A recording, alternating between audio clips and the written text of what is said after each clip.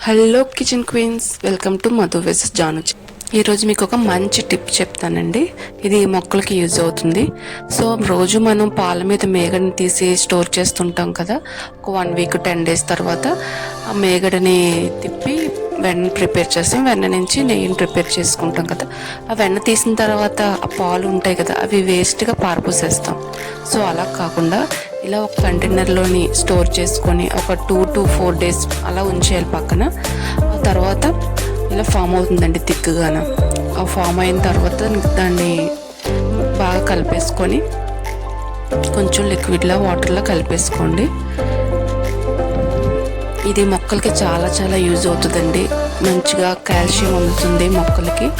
ఇలాగా ఒక 1 గ్లాస్ ఈ లిక్విడ్కి 2 గ్లాస్ ఆఫ్ వాటర్ మిక్స్ చేసుకొని కొంచెం డైల్యూట్గా చేసుకోవాలండి. ఇంకా థిక్గా అనిపిస్తే మీరు కొంచెం వాటర్ యాడ్ చేసుకోవచ్చు. నాకైతే 1 గ్లాస్కి 2 గ్లాస్ వాటర్ సరిపోయింది. సో మీరు ఇలాగా కలుపుకొని, ఇది మొక్కలకి ఒక ఫెర్టిలైజర్లా యూజ్ అవుతుందండి. కానీ ఇది వేసేటప్పుడు మాత్రం వర్షం కానీ మంచు వింటర్ సీజన్లో కానీ ఇది యూజ్ చేయకూడదు. ఎందుకంటే ఫంగస్ వచ్చే ఛాన్స్ ఉంటుంది.